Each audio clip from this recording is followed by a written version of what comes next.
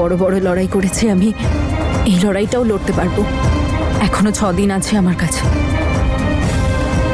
এই যশকে উচিত শিক্ষা দেবার।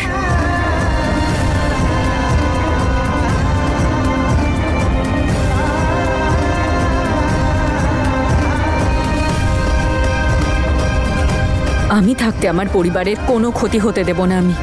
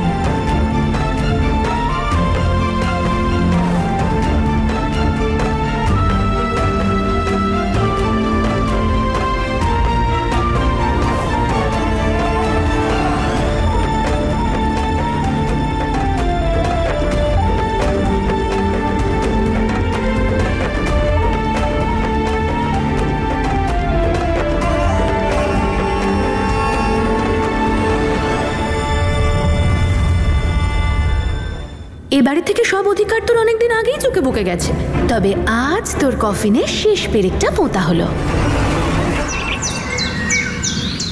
আমার কাছে এখানে আসা ছাড়া আর কোনো উপায় ছিল না।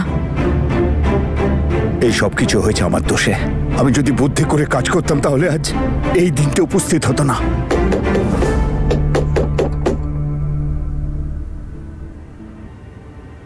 দেখ তো বাবা, বাইরে কে কড়া নাড়ছে।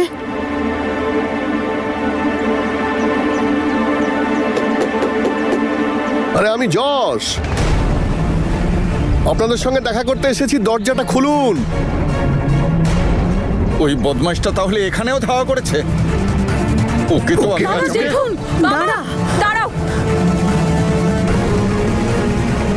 আরে মা বাবা, আরে আমার হিরো মার্কা শ্যালক অভিরাজ, তোমার জামাইবাবু এসেছে, দরজা খুলবে না? শয়তান বাবা কোথায় গেল? বাবা না, জেঠু না, বাবা না, বাবা তোমরা এসব একদম করো না, এটাই ও চায়। প্লিজ বাবা না। ঠিক আছে, খুলতে হবে না। দরজার বাইরেই বসে আছি, যতক্ষণ না দরজা খুলছো ততক্ষণ নো ইন নো আউট। আরে ওই বুড়ো, কি ভেবে তুমি ওই বীরের সঙ্গে আমার বউয়ের বিয়ে দিয়েছিলে? হ্যাঁ, টাকার লোভী কোথাকার। বিয়ে দিল, তাও আবার কিরকম অফারে, বাই 1 গেট 1 ফ্রি। আরে সবাই শুনছো? আরে সবাই তাড়াতাড়ি এইদিকে এসো। লোভী মেয়ের নকল শ্বশুর বাড়ির টাকা খাচ্ছ। ওকে যত ইচ্ছা চিৎকার করতে দাও, ও চিৎকার করে চলে যাবে এখান থেকে। চুপ থাকো তোমরা। হ্যাঁ, আজকেই তোমাদের সব কটাকে জেলে নিয়ে যাবো। চটপট দরজাটা খোলো, খোলো। ছাড়বো না, আজকে লাথি মেরে দরজা খুলবো।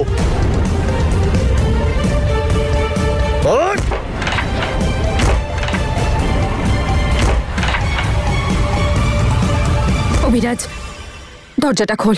তনু, কি বলছিস? ও এত কিছু করেছে আমাদের সঙ্গে, আর দরজা খুলতে বলছিস? মা, তুমি বোঝার একটু চেষ্টা করো। এখন এসব শুধু আমাদের বাড়ির সামনে করছে। যদি এভাবেই চলতে থাকে তাহলে শহরের সবাই জেনে যাবে, আরো বেশি ঝামেলা হবে, আর আমাদের পরিবারের বদনাম হবে। তাই প্লিজ, আর শুধু 6টা দিনের ব্যাপার, সহ্য করে নি। তোমরা সবাই প্লিজ কন্ট্রোল করো নিজেদের। প্লিজ, আমি রিকোয়েস্ট করছি তোমাদের সবাইকে। আরে ও বউ, দরজা খোলো না, খোলো। আরে এসে গেছি তোমার স্বামী।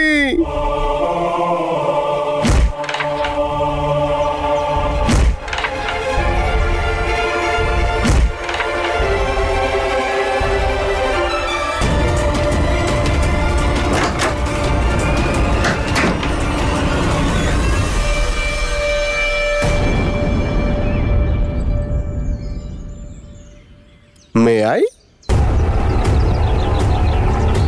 আরে বাপ রে, আমি অনেকক্ষণ ধরে দরজা নক করছি, মানে জামাইয়ের কোনো সম্মানই নেই। হ্যাঁ, ইন দ্য প্লেস অফ বরণডালা স্বাগত জানাতে ইটের ডালা। আরে আমি ভয় পেয়ে গেছি। কি তনু, এই সব কটার রক্ত আজকে তুমি গরম করে দিয়েছে?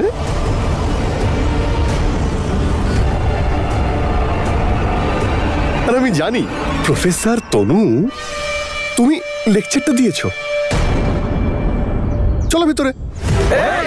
তনুর হাতটা ছাড়। তোর এত বড় সাহস? হ্যাঁ, তোকে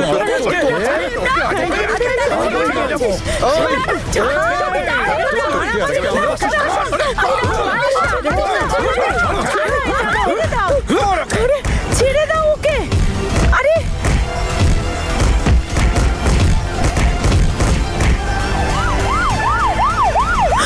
আরে থাম তোরা।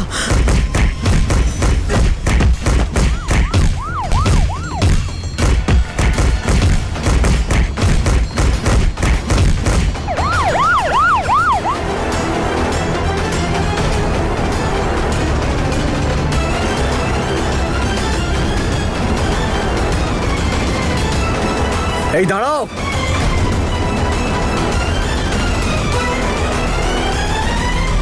কি করছো এসব? কি মারটাই মারলো আমাকে।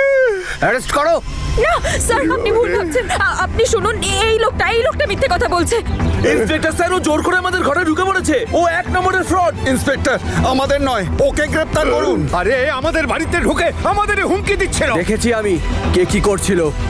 না ইন্সপেক্টর, সত্যি বিশ্বাস করুন, ও জোর করে আমাদের বাড়িতে ঢুকেছে। আমার মেয়েকে জোর করে নিয়ে যাচ্ছিল।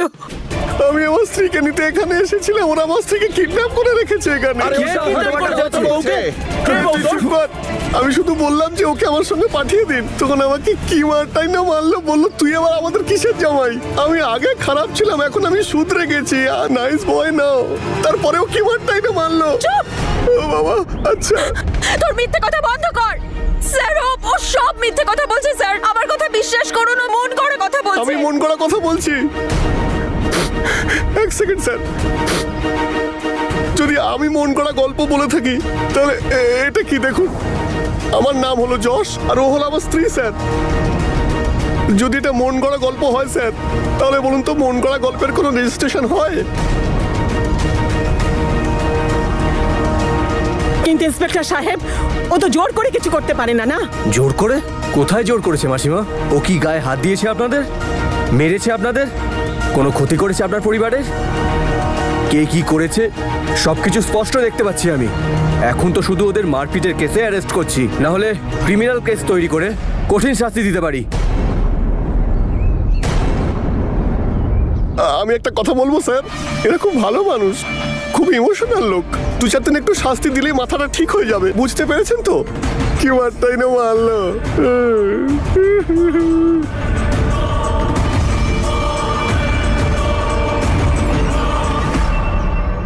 এদেরকে নিয়ে যাও। আরে কোথায় নিয়ে যাচ্ছ? ছাড়ো।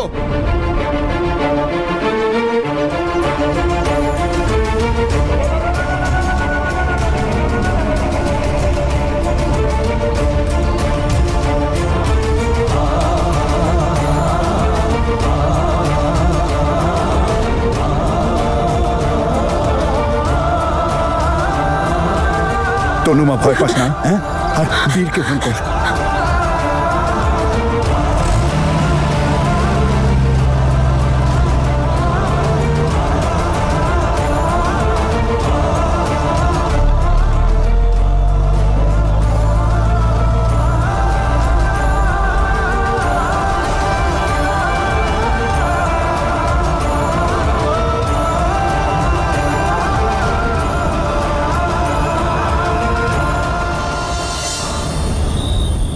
তনু যেন ওখানে ভালোই থাকে।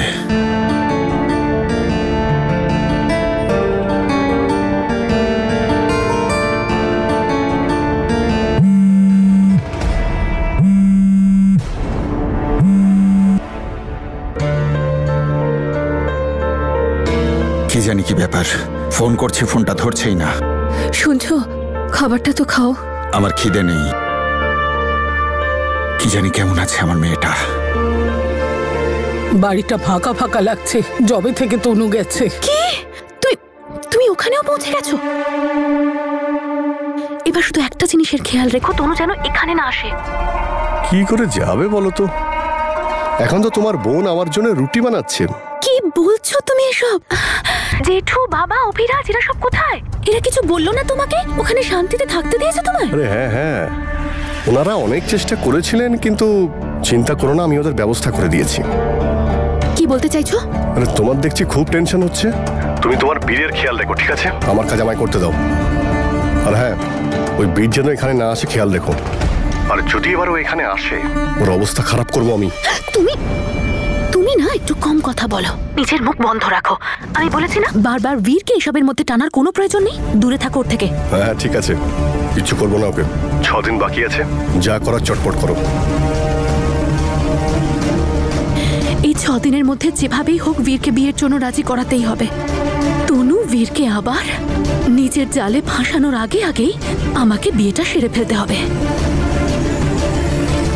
আরে কি হলো? রুটি ফুটি হলো নাকি? তাড়াতাড়ি গরম গরম খাবার নিয়ে এসো।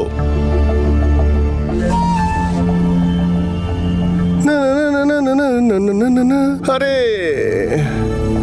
বউ দিয়ে গেল। দেখো, আমি কিন্তু পেঁয়াজ ছাড়া খাই না। পেঁয়াজ ছাড়া আমি একদমই খেতে পারি না। পেঁয়াজ নিয়ে এসো। আর হ্যাঁ, স্যালাডও নিয়ে এসো, টমেটো শসা কেটে।